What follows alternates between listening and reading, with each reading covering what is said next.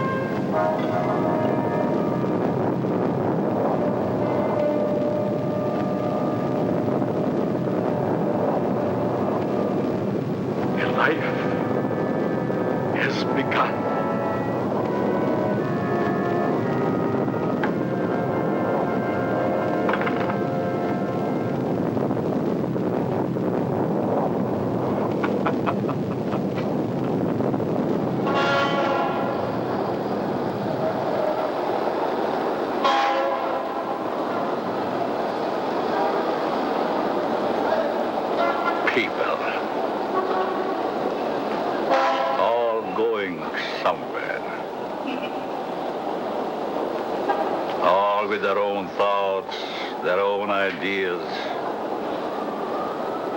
all with their own personalities.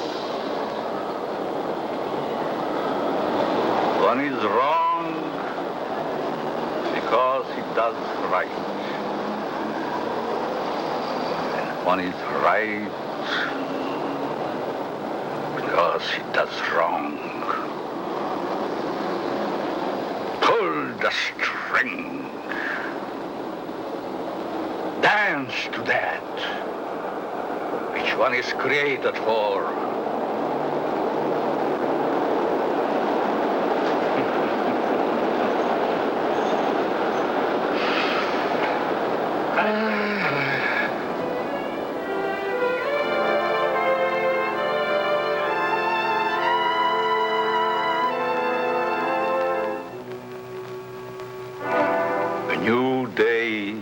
Is begun.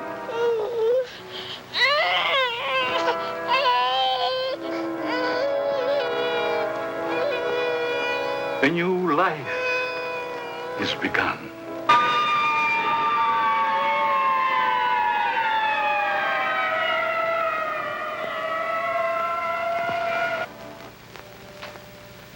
A life is ended.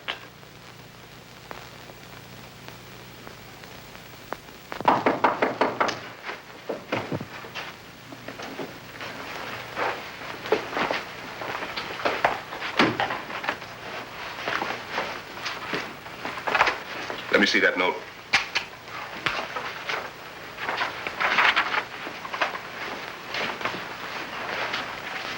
The records will tell the story.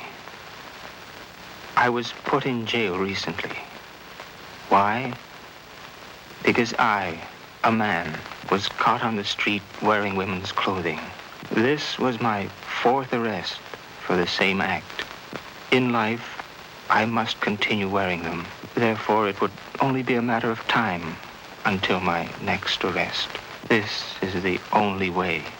Let my body rest in death forever in the things I cannot wear in life.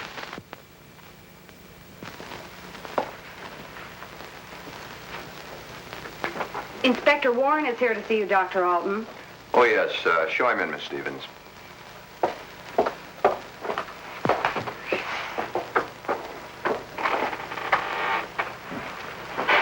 Inspector? Doctor? Sit down. Thank you.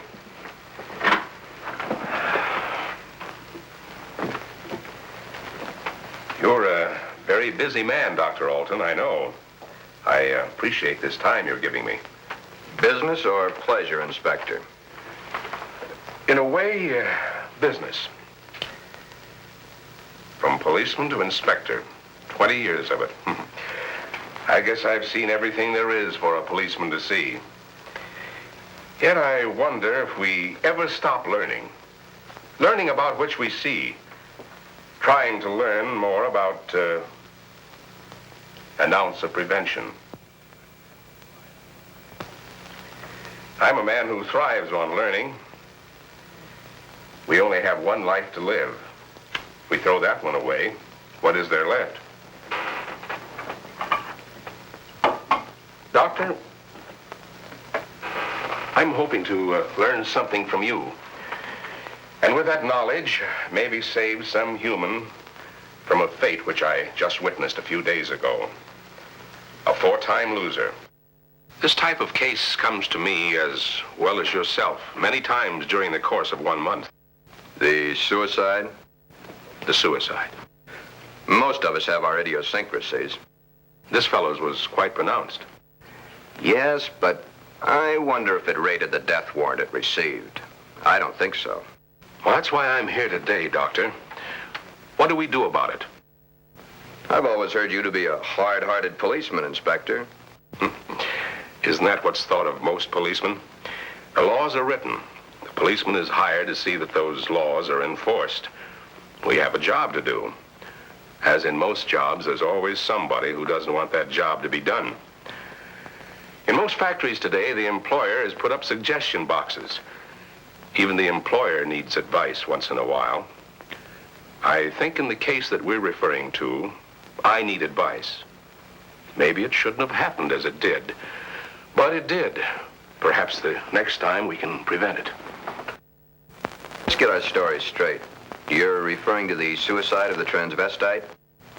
If that's the word you men of medical science use for a man who wears woman's clothing, yes.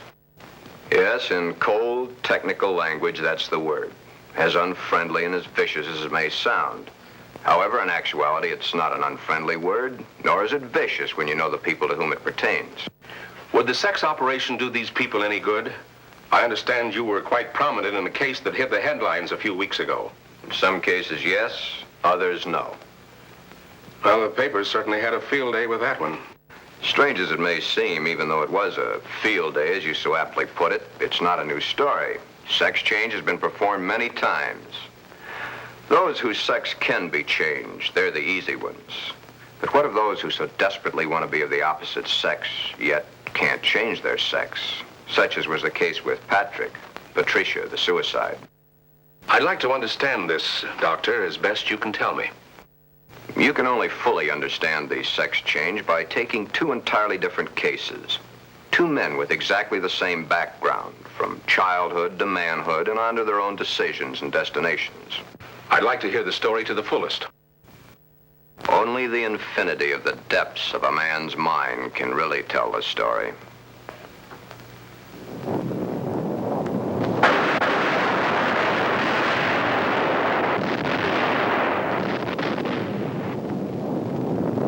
Dr. Alton.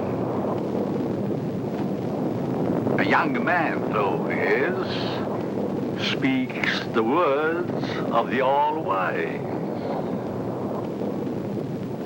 No one can really tell the story. Mistakes are made. But there is no mistaking the thoughts in a man's mind. The story is begun.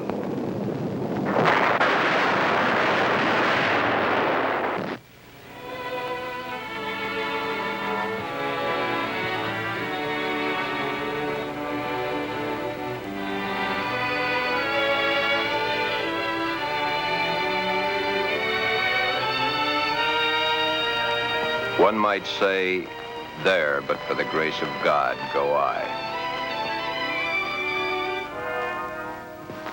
Why is the modern world shocked by this headline? Why? Once, not so very long ago, the people of the world were saying, Airplanes.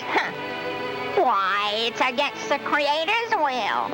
If the Creator wanted us to fly, he'd have given us wings. but we fly. Maybe some of you may still remember an even sillier remark. Automobiles? Bad. They scare the hosses. If the Creator had meant for us to roll around the countryside, we'd have been born with wheels. Silly? Certainly. We were not born with wings. We were not born with wheels. But in the modern world of today, it's an accepted fact that we must have them. So we have corrected that which nature has not given us. Strangely enough, nature has given us all these things. We just had to learn how to put nature's elements together for our use, that's all. Yet, the world is shocked by a sex change. If the Creator had wanted us to fly, he'd have given us wings. If the Creator had meant us to roll around the countryside, we'd have been born with wheels. If the Creator had meant us to be boys, we certainly would have been born boys. If the Creator had meant us to be born girls, we certainly would have been born girls. Are we sure? Nature makes mistakes. It's proven every day. This person is a transvestite, a man who is more comfortable wearing girls' clothes. The term transvestite is the name given by medical science to those persons who wear the clothing of the opposite sex. Many a transvestite actually wishes to be the opposite sex. The title of this can only be labeled Behind Locked Doors. Give this man satin undies, a dress, a sweater, and a skirt, or even the lounging outfit he has on, and he's the happiest individual in the world. He can work better, think better, he can play better, and he can be more of a credit to his community and his government because he is happy. These things are his comfort. But why the wig and makeup? He dares to enter the street dressed in the clothes he so much desires to wear, but only if he really appears female. The long hair, the makeup, the clothing, the actual contours of a girl. Most transvestites do not want to change their life, their bodies. Many of them simply want to change the clothing they wear to that is worn by the opposite sex. Glen is engaged to be married to Barbara, a lovely, intelligent girl. Those fingernails have got to go. You know, I didn't realize they're as long as they are. My goodness, they're almost as long as mine. Maybe even prettier. We'll have to paint them sometime just for the fun of it. We'll trim them. That's for sure. You know, honey, you've invited me to dinner so many times in the last couple of months. It's almost like we're married already. I wish we were, darling. It's been a long year. For both of us. But now, my studies are through, college is concluded, and I'm free at last. Free? For the time being. Huh? Oh. How about joining me for an after-dinner drink? The living room? Mm-hmm.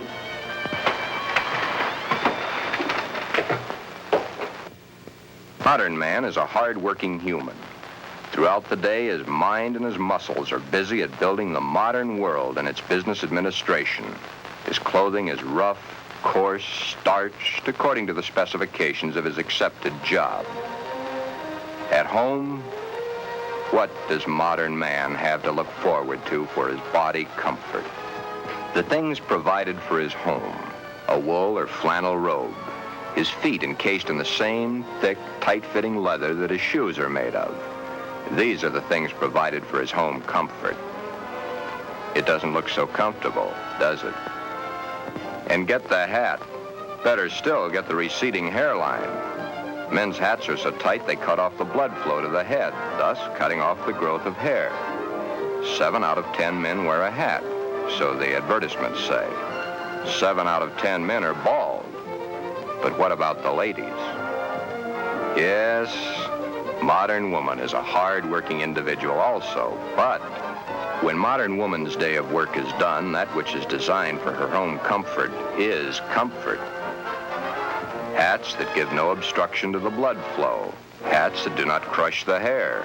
Interesting thought, isn't it? Just for comparison, let's go native. Back to the animal instinct. There, in the lesser civilized part of the world, it's the male who adorns himself with the fancy objects, such as paints, frills, and masks. The true instinct. The animal instinct. Bird and animal life. Is it not so that it's the male who is the fancy one? Could it be that the male was meant to attract the attention of the female? What's so wrong about that? Where is the animal instinct in modern civilization? Female has the fluff and the finery, as specified by those who design and sell. Little Miss Female, you should feel quite proud of the situation. You, of course, realize that it's predominantly men who design your clothes, your jewelry, your makeup, your hairstyling, your perfume. But life, even though its changes are slow, moves on. There's no law against wearing such apparel on the street, as long as it can be distinguished that man is man and woman is woman. But what is it that would happen were this individual to appear this way on the street? You're doing it now, laughing. Yet, it's not a situation to be laughed at.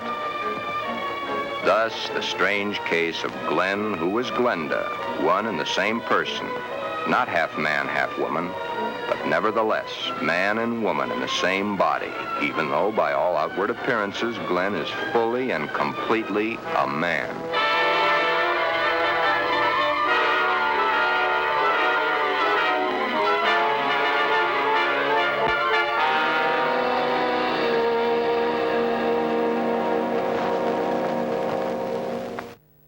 Sister, let me borrow her dress. You want to borrow your sister's dress? What for? I want to wear it to the Halloween party. There are names for boys who go around wearing girls' clothes. Oh, don't be silly, darling. You go ahead and wear your sister's dress, Glen. You always did look much better as a girl than you do as a man. Glen did wear the dress to the Halloween party. He even took first prize.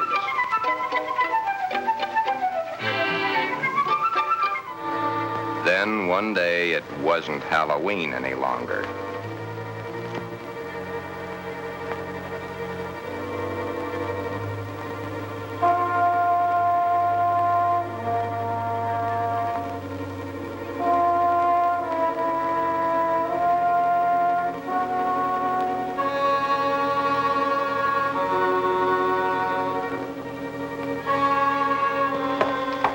I wish I had the sight into such things to be able to advise you, Sheila.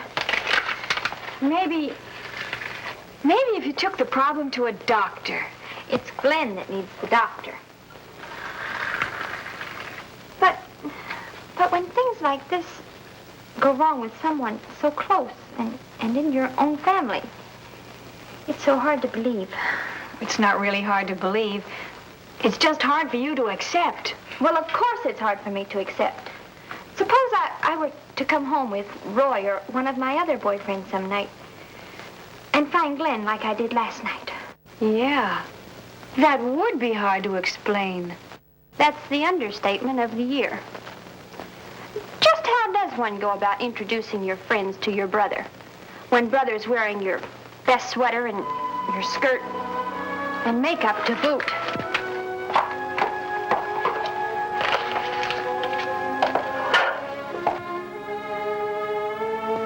Glen is not a homosexual.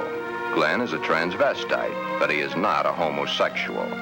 Transvestism is the term given by medical science to those persons who desperately wish to wear the clothing of the opposite sex, yet whose sex life in all instances remains quite normal. Would you be surprised to know that this rough, tough individual was wearing pink satin undies under his rough exterior clothing? He is. Then there is your friend the milkman who knows how to find comfort at home.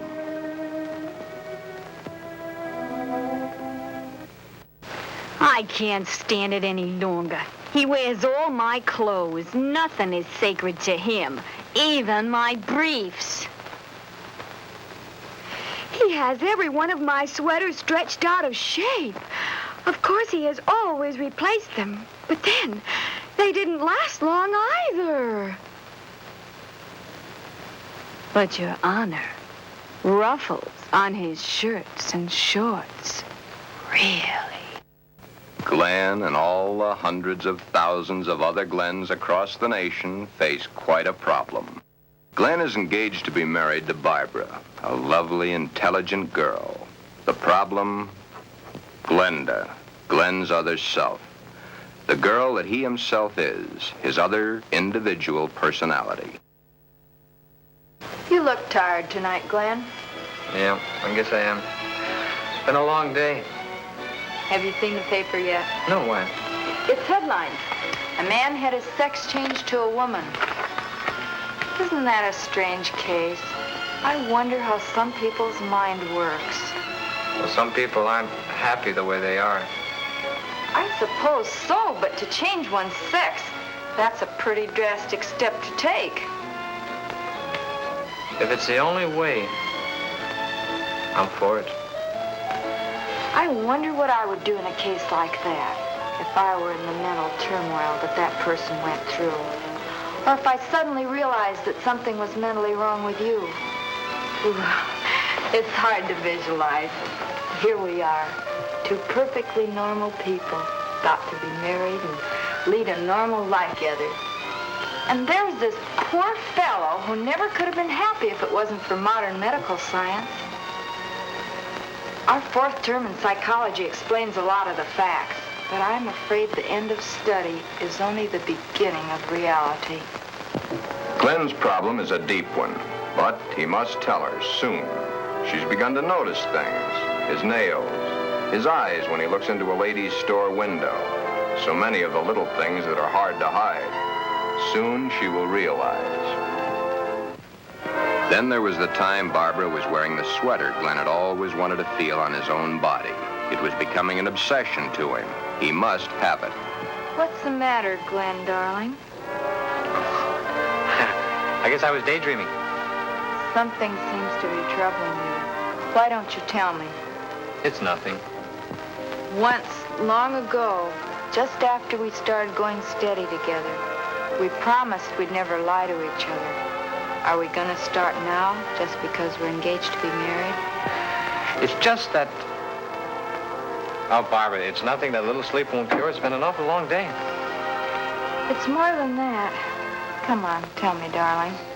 Who knows? Maybe I can help. That's just it. You could. Then something is troubling you. Yes.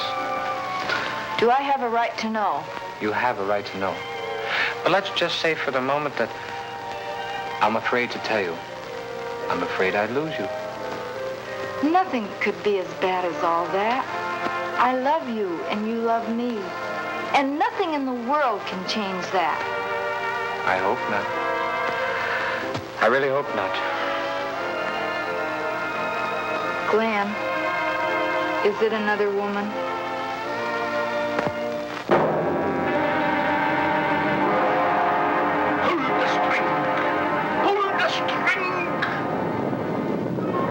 Mistakes made.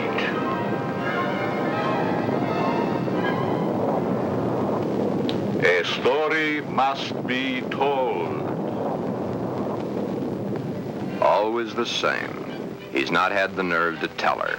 But he must soon come to some conclusion or forget the marriage. Should he tell Barbara of his Glenda now, before the wedding, or hit her between the eyes with it after, when it might be too late for either of them?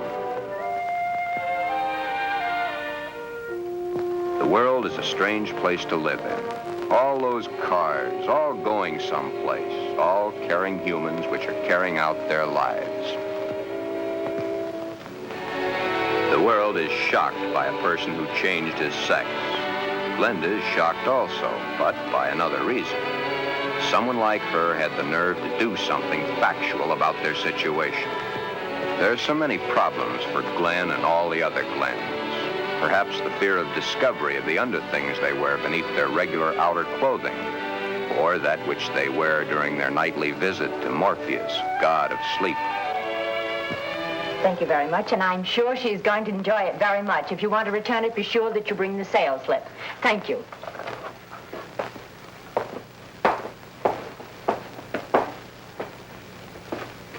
Can I help you, sir? Yeah. Let me see a 90. Oh, well, what size? 12. The color and the material? Black? I'm very sure. Just a minute. Well, we have this here. Would you like that? Something like this? Has lace? Yeah. Perhaps he admires the material too long. You can see how sheer the material really is. Yes. You see, it's all pure nylon and only $21.95. And of course, it will never snag.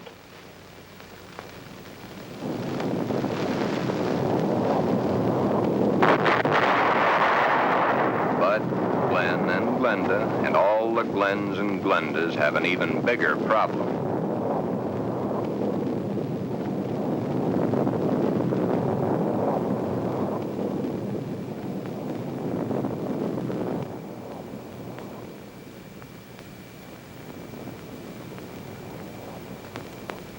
The homosexual, it is true, at times does adopt the clothing or the makeup of a woman to lure members of his own sex.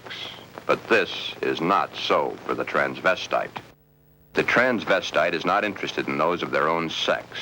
The clothing is not worn to attract the attention of their own sex, but to eliminate themselves from being a member of that sex.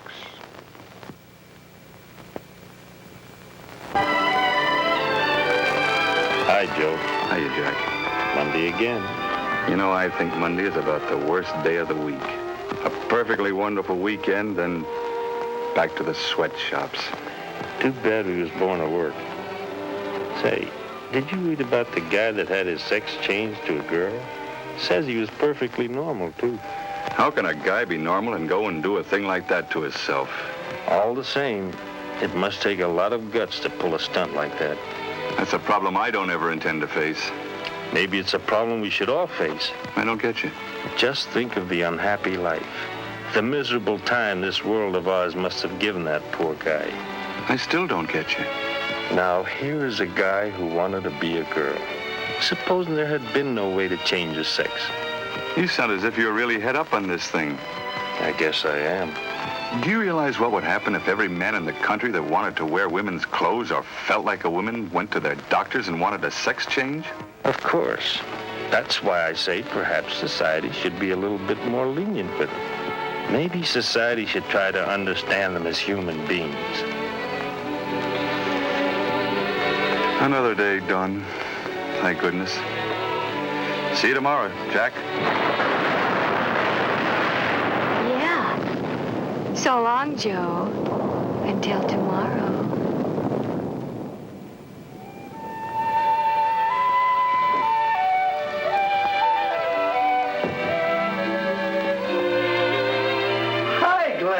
Hi, Johnny. Come on in and hit it right for the kitchen.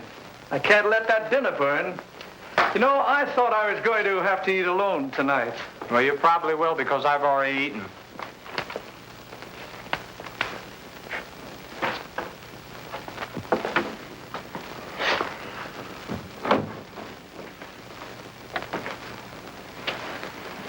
What's up?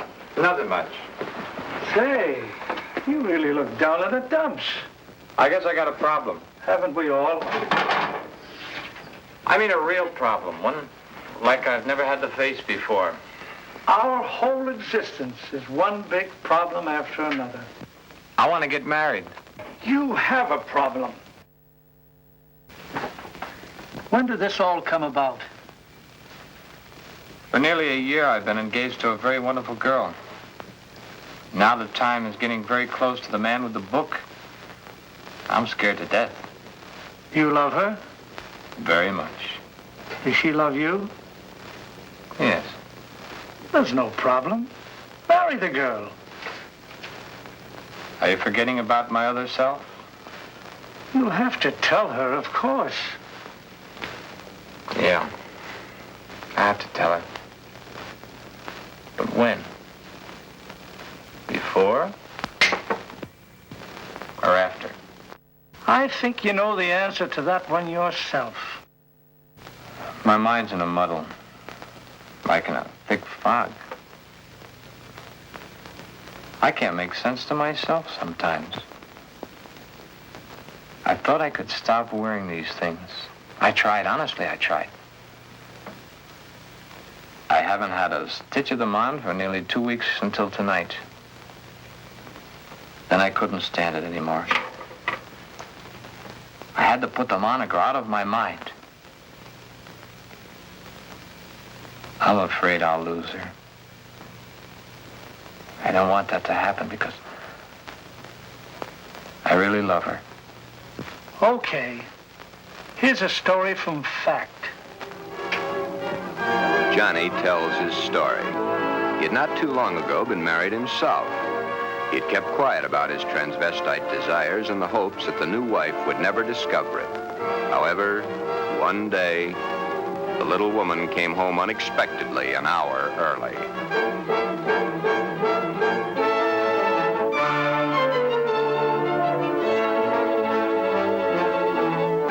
That marriage ended here. Will your problem be like mine? Most probably it will. Because the love hasn't been built up for such a thing. She, your wife, she will not have been taught enough about the problems to cope with it. Glenda must now make her decision, or forever forget the marriage to Barbara. Glenda should consult a competent psychiatrist, but then very few transvestites wish to change their strange desires. This is their life. To take it away from them might do as great a harm as taking away an arm or a leg, or life itself. Many even carry their transvestite desires to the grave with them. Yes, it is a problem. But Glenda, remember back almost a year ago when Glen and Barbara accepted each other? Okay. That's the 6th time you've said goodnight. I guess it is. Look. Come on over here a minute. What is it? Never mind, just sit down.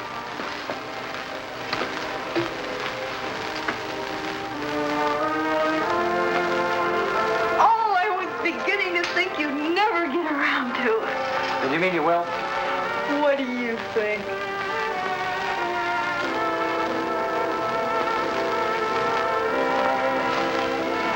When? I must finish college first. It's only 7 months to go. Well, now, that's hardly long enough for you to get a trousseau together. How would you know about such things?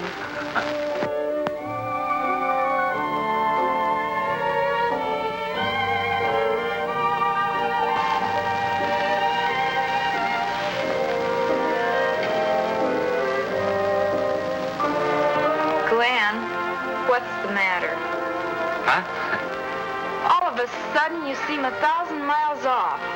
Yes, I guess I was, huh? That's a mighty pretty dress you're wearing tonight. I wear my best to please you. You know, when you look at me, you just tie me in knots. I love to tie you in knots. Oh, I'll be so happy when these next few months are over. Some special reason? Of course. So you can stop kissing me goodbye at the door every night. Yes? So you can hold me close to you always. Yes? Then all you'll have to do is call and close your eyes and feel my lips on yours.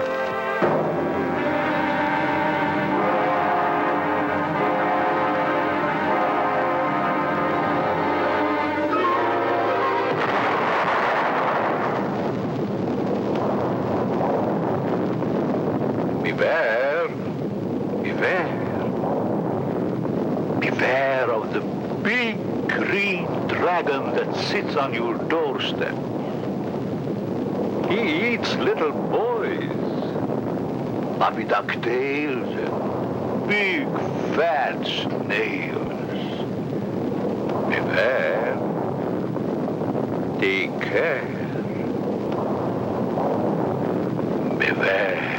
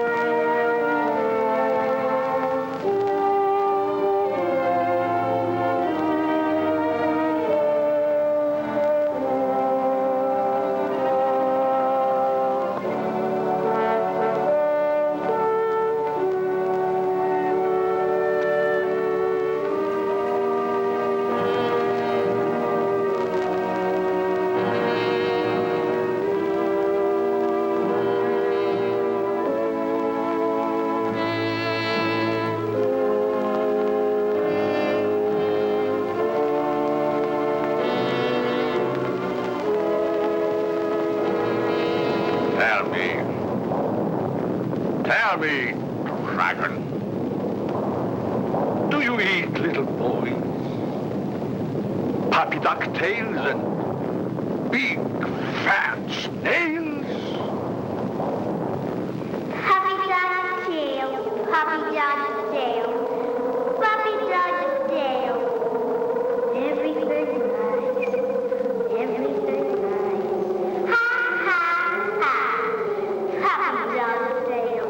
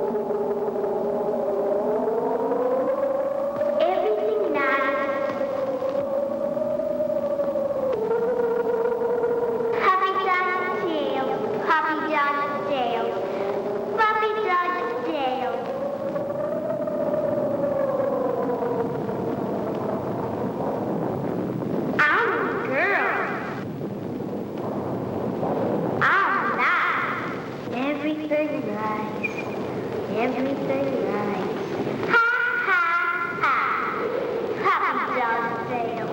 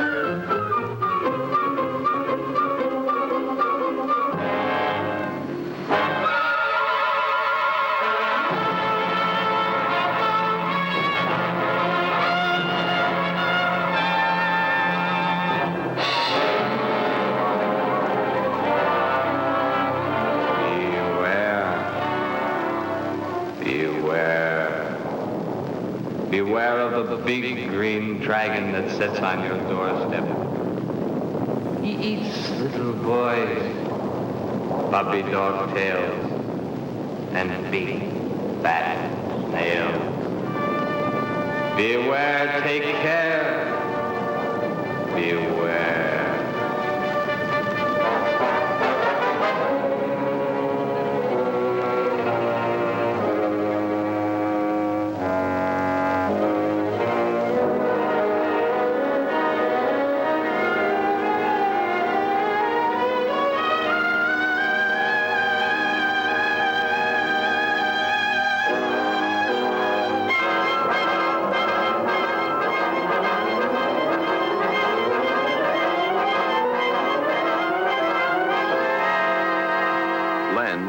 Glenda has made the decision. Glen has decided to tell Barbara of his dual personality. To tell her of the nighties and negligees, the sweaters and skirts, the robes and dresses, the stockings and the high-heeled shoes, the wig and the makeup. All that goes to make Glen into Glenda. He tells Barbara he cannot cheat her of the knowledge that she, as his fiancée, should possess. All the facts. He tells her softly, hurriedly at first, then slowly as he becomes more technical. His hands move to caress the smooth material of her Angora sweater, which he has so long and so desperately wanted to put on his own body. He tells of this to her, and she looks to the sweater and to his hand. Then, when it is all over and that much of the story he knows is told, Barbara is not sure of her own thoughts. That's about it, darling. I wanted to tell you for a long, long time, but just couldn't bring myself to do it. I've been too much afraid of losing you.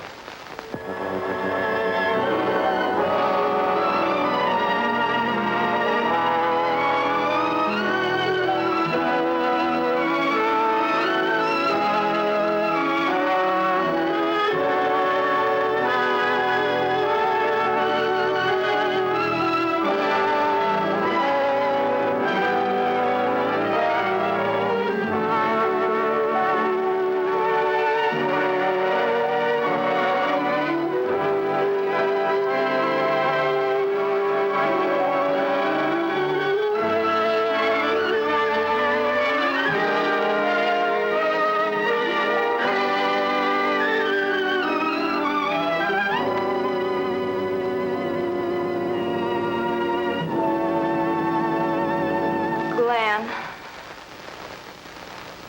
I don't fully understand this, but maybe together we can work it out.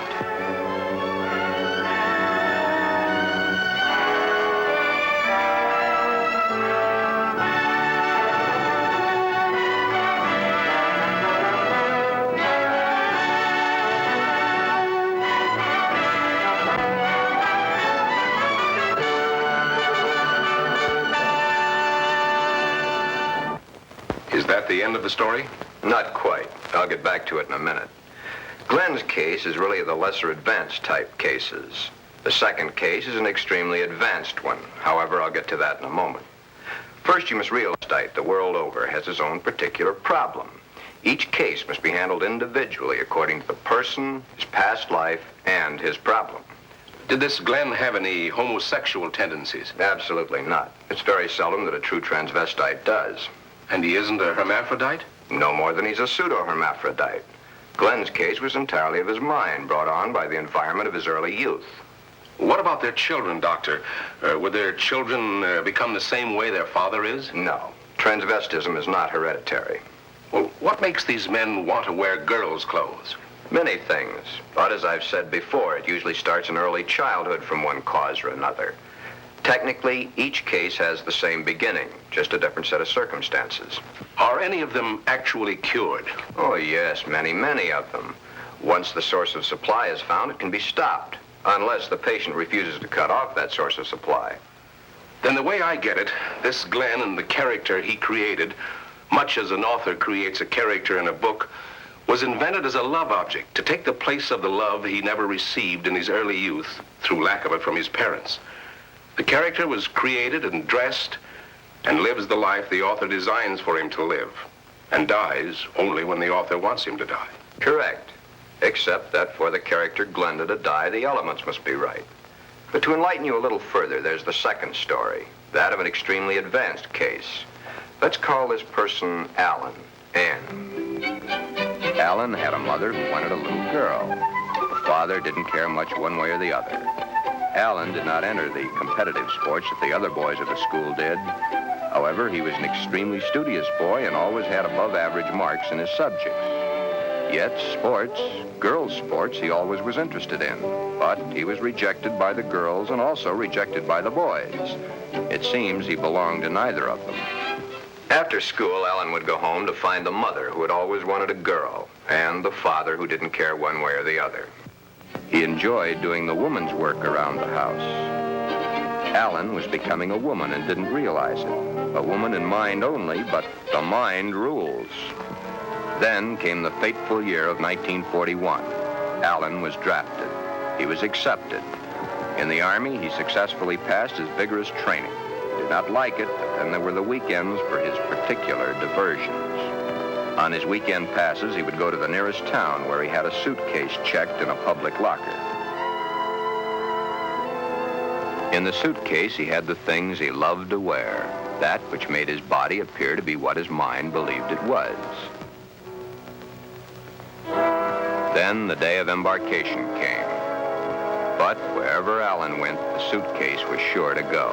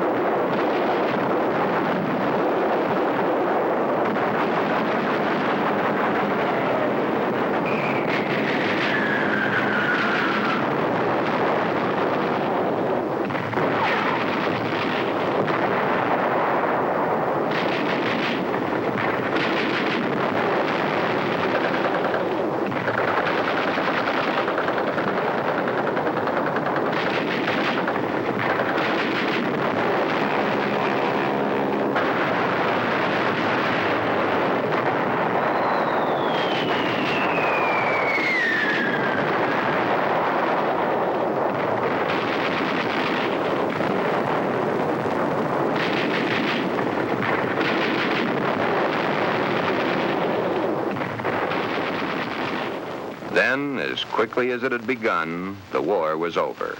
Alan came home. Alan had learned all the terms directed at men like himself, but no one had found out his aversion. He was honorably discharged from the service at the end of the war. He'd received the Silver Star and the Bronze Star for gallantry in action. While he was in an army hospital recuperating from a wound he had received in New Guinea, he learned a very interesting fact. He learned that foreign doctors were doing marvelous work with a sex change, man to woman, woman to man. Shortly after his separation from service, Alan came to me for advice. There followed many long sessions with my clinical reports and the reports of eminent doctors. It had been found that Alan was really a pseudo-hermaphrodite. A hermaphrodite is one who has the organs of both the male and female in plain sight. A pseudo-hermaphrodite is one who has one perfectly formed organ of either sex and one imperfectly formed one that's difficult to detect. Alan was of the latter.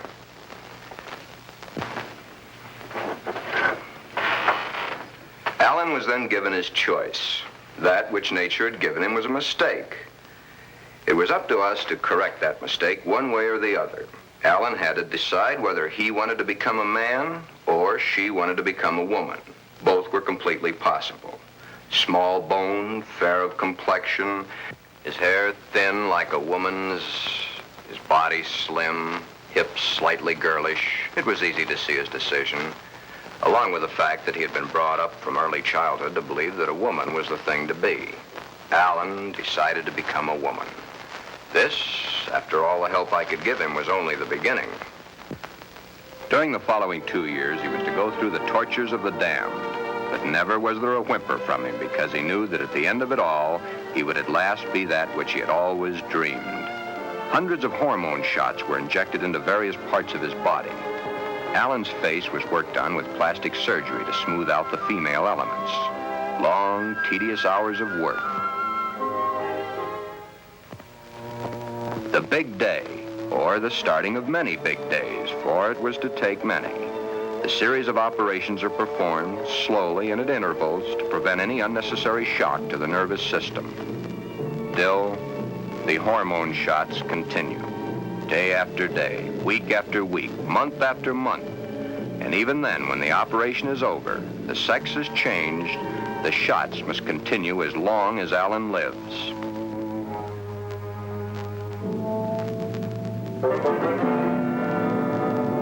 First, the breasts are brought out. The body of the woman within begins to appear now.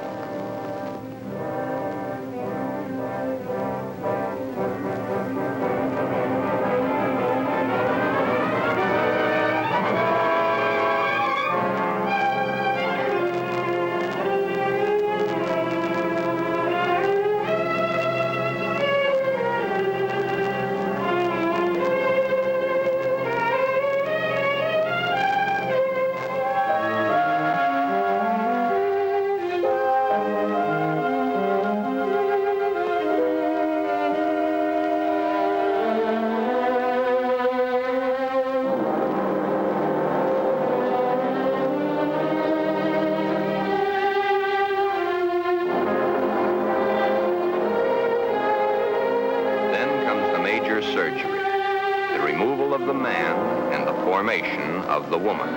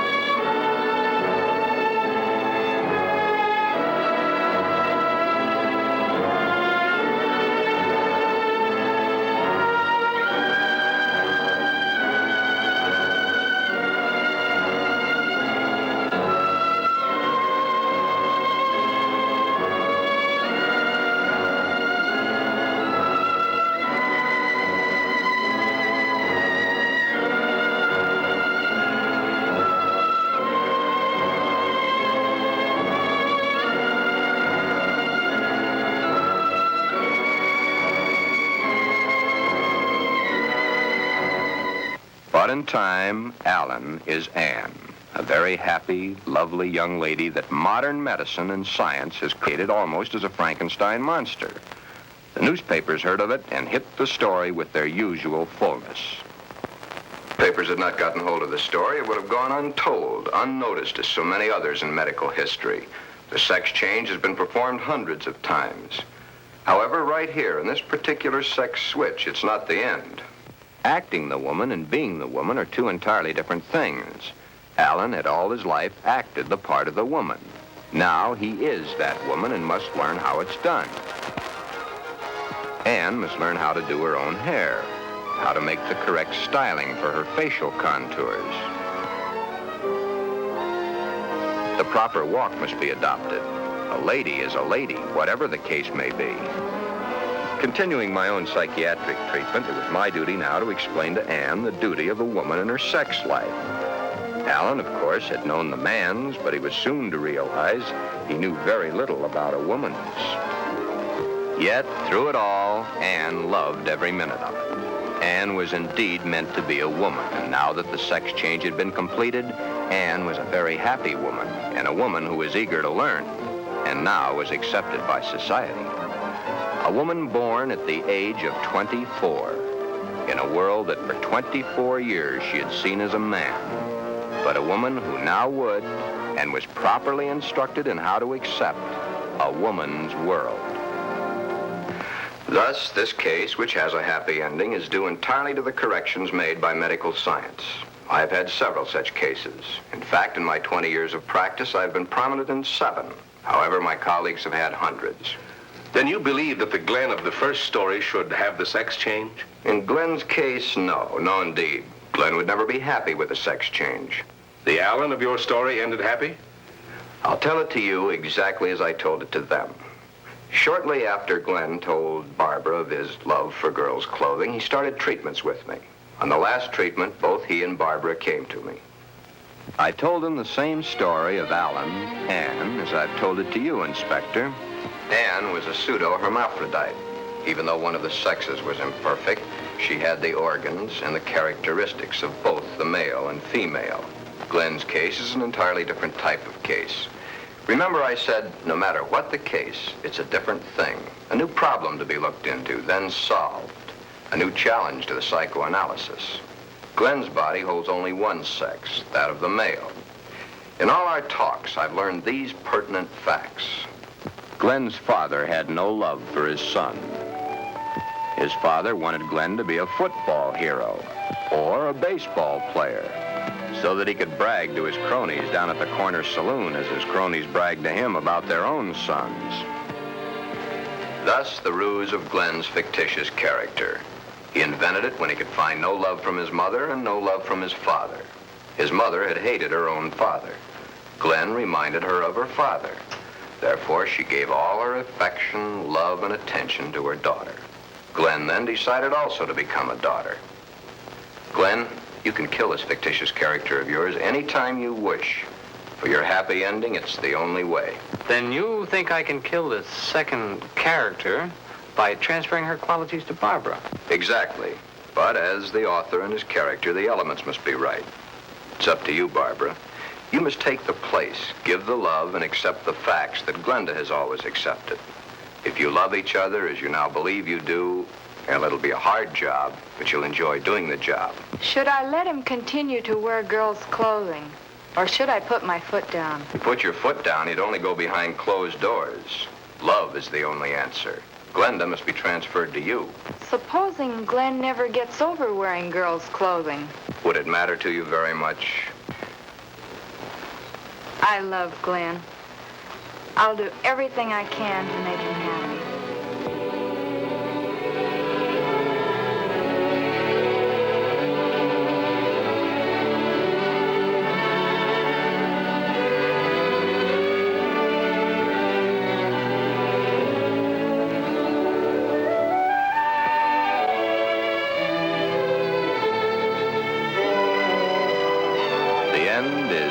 The beginning. Time passes. Soon, due to a happily married life, the remembrance of the psychiatric treatments, and Barbara's love and understanding, Glenda begins to disappear forever from Glen. Glen has found his mother, his little sister, his wife, and his Glenda all all in one lovely package. Thus, Glen's case has a happy conclusion. Therefore, two entirely different cases, handled in two entirely different ways, have a happy ending. Yeah, those two. But what of the hundreds of other less fortunate Glens the world over?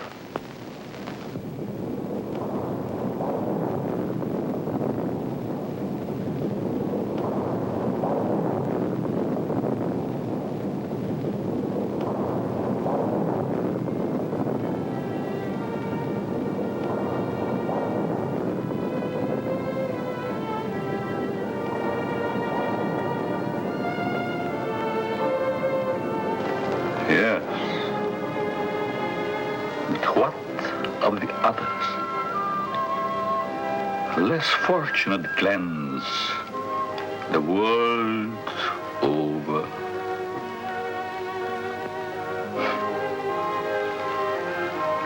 Oh, snips and snails and puppy duck